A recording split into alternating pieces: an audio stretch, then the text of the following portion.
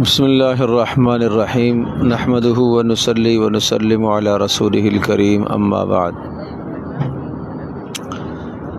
آج فجر کی نماز میں مکہ مکرمہ میں حضرت امام صاحب دامت برکاتہم العالیہ نے سورہ ہود کے آخر سے تلاوت فرمائی ہے۔ سورہ ہود مکی دور کی آخری صورتوں میں سے ایک صورت ہے اور اس سورہ مبارکہ میں کل 123 آیات ہیں، اور اس کا آخری حصہ بڑا ہی خوفناک ہے، اور اس حصے میں کچھ ایسے مضامین اللہ نے ذکر فرمائے ہیں کہ پیارے پیغمبر صلی اللہ تعالی علیہ وسلم نے ان مضامین کو سنا۔ آپ نے ارشاد فرمایا، شیبتنی ہود، کہ سورہ ہود نے تو مجھے بوڑھا کر دیا۔ جب انسان پر کوئی خوف طاری ہوتا ہے، کوئی غم اور حزن طاری ہوتا ہے، تو آدمی کی کیفیت بدل جاتی ہے۔ پیارے پیغمبر صلی اللہ تعالی علیہ وسلم پر اپنی امت کا خوف تھا کہ امت کو اللہ کی طرف سے عذاب نہ آ جائے، چونکہ سورہ مبارکہ میں گزشتہ قوموں پر آنے والے عذابوں کا تذکرہ ہے، اور حضرت نوح علیہ السلام کی قوم، ہود علیہ السلام کی قوم، حضرت صالح علیہ السلام کی قوم، شعیب علیہ السلام کی قوم، لوط علیہ السلام کی قوم، اور حضرت موسیٰ علیہ السلام کی قوم، ان تمام اقوام کا تذکرہ کر کے ایک آخری وارننگ گویا کہ کفار کو دی گئی ہے، جیسے بالکل آخری وارننگ دی جا رہی ہوتی ہے کہ بس اس کے بعد اب آپ کا کوئی عذر نہیں چلے گا۔ اس کے بعد اگر آپ نے بات نہ مانی تو پھر اللہ کے عذاب کے کوڑے حرکت میں آئیں گے۔ آسمان پتھر برسانے کے لیے اللہ کے حکم کا منتظر ہے، اور زمین زلزلہ برپا کرنے کے لیے اور اندر دھنسانے کے لیے اور پھٹ جانے کے لیے اللہ کے حکم کے منتظر ہے، اور سمندر بھی غرق کرنے کے لیے اللہ کے حکم کے منتظر ہیں، اور تیز اور تند ہواؤں کے جھکڑ بھی اللہ کے حکم کے منتظر ہیں۔ یوں سمجھ لیجئے کہ ہر طرف سے یہ عذاب کی قسمیں منڈلا رہی ہیں۔ تو پیارے پیغمبر صلی اللہ تعالی علیہ وسلم نے اس کیفیت کو جب دیکھا تو آپ نے فرمایا، شیبتنی ہود، مجھے ہود نے بوڑھا کر دیا۔ قریب ہے کہ عذاب آ جائے، قریب ہے کہ عذاب آ جائے، کہ قوموں کی نافرمانی، میری قوم کی نافرمانی، جو نوح علیہ السلام کے اندر شرک کی برائی پائی جاتی تھی وہ بھی موجود ہے۔ ہود علیہ السلام کی قوم میں جو اپنی طاقت پر گھمنڈ اور غرور پایا جاتا تھا وہ بھی موجود ہے۔ صالح علیہ السلام کی قوم میں جو صنعت اور حرفت اور نئی نئی ایجادات اور ترقیوں پر گھمنڈ اور غرور پایا جاتا تھا وہ بھی موجود ہے۔ شعیب علیہ السلام کی قوم میں جو ناپ تول میں کمی پائی جاتی تھی اور اپنے حقوق پورے وصول کرنا اور دوسرے کے حقوق کو نہ دینا، اس کی بدترین برائی جو پائی جاتی تھی، اور حضرت لوط علیہ السلام کی قوم میں دنیا جان کی بے حیائی اور برائی پائی جاتی تھی، اور اسی طرح سے حضرت موسیٰ علیہ السلام کے سامنے جو فرعونی تھے ان کے اندر غرور اور کبر اور خدائی دعویٰ یہاں تک کی بات آئی ہوئی تھی۔ یہ سب باتیں اس قوم کے افراد میں جب دیکھی تو پیارے پیغمبر صلی اللہ تعالی علیہ وسلم کو ان عذابوں کا خطرہ لاحق ہوا، اس لیے آپ نے فرمایا، شیبتنی ہود، مجھے سورہ ہود نے بوڑھا کر دیا۔ مفسرین نے لکھا ہے کہ سورہ ہود میں وہ کون سی آیت ہے جس آیت نے آپ کو بوڑھا کر دیا یا جس کی وجہ سے آپ کی کیفیت بدل گئی، تو وہ آیت نمبر 112 ہے، فاستقم کما امرت ومن تاب معک۔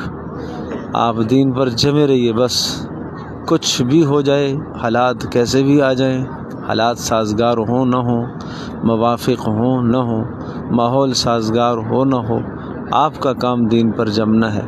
یہ پیغام میرے لیے بھی ہے، یہ آپ کے لیے بھی ہے، ہم سب کے لیے ہے۔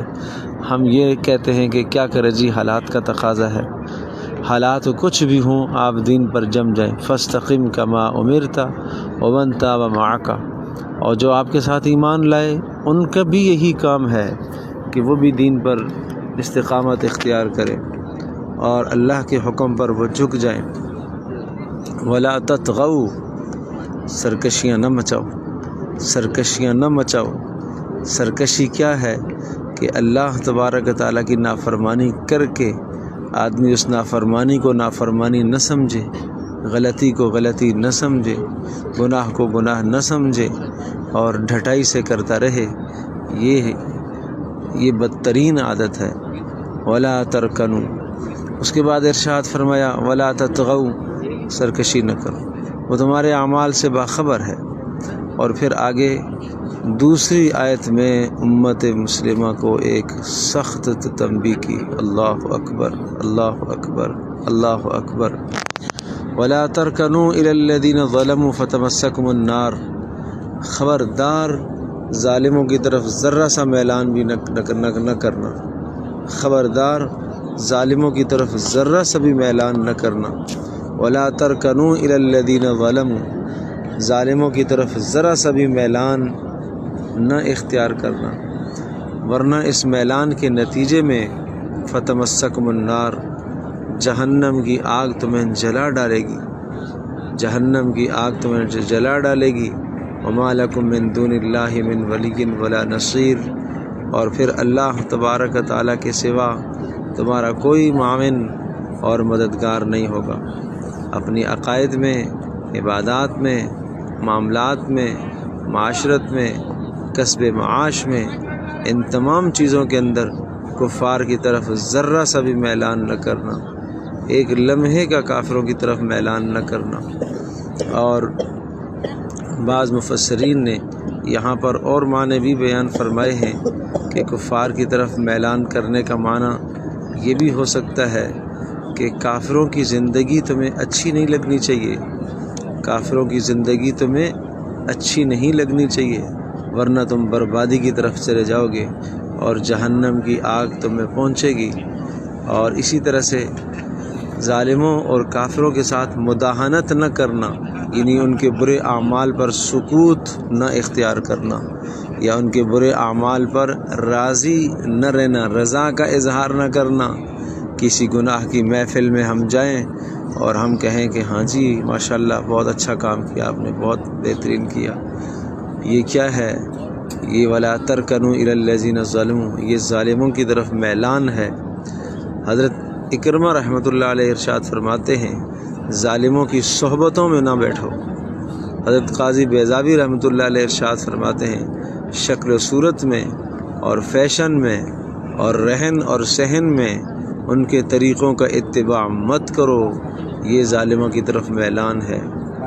اور اسی طرح سے یہ بھی ارشاد فرمایا کہ ظالموں کے ساتھ دوستی اور گہرے تعلق نہیں رکھو، ادنا درجے کا اگر میلان اختیار کرو گے تو تمہیں جہنم کی آگ پہنچے گی۔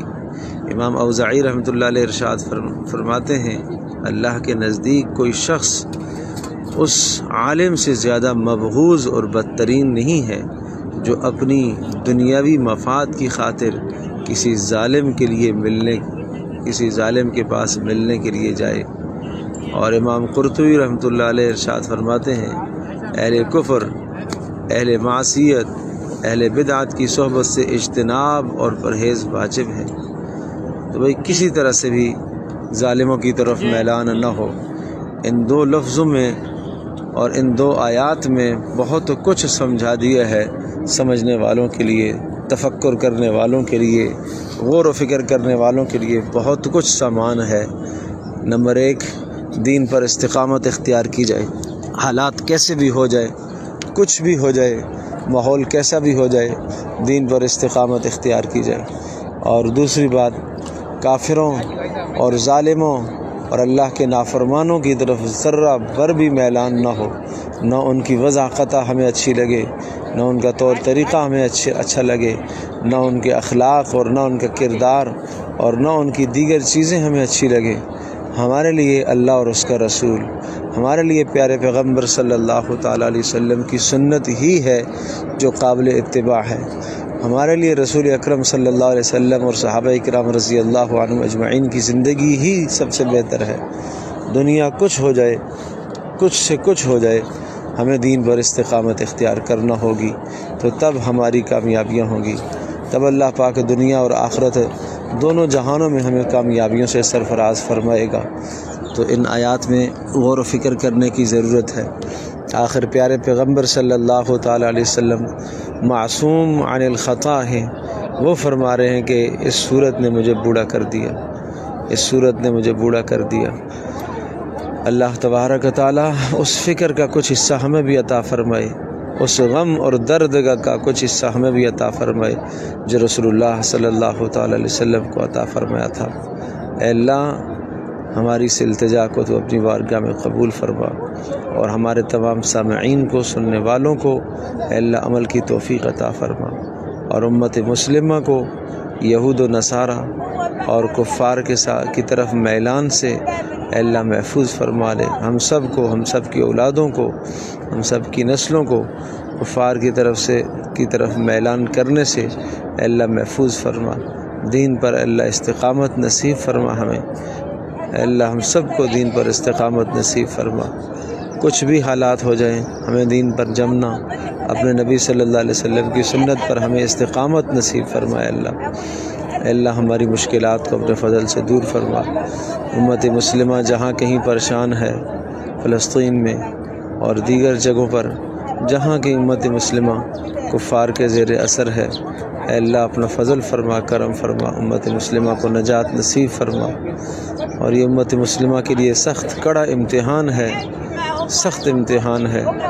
چند لوگ کسی جگہ پر عبرت کا نشانہ بنتے ہیں، باقیوں کے لیے امتحان ہوتا ہے کہ کون اس امتحان سے عبرت حاصل کرتا ہے، کون اس سے سمجھتا ہے۔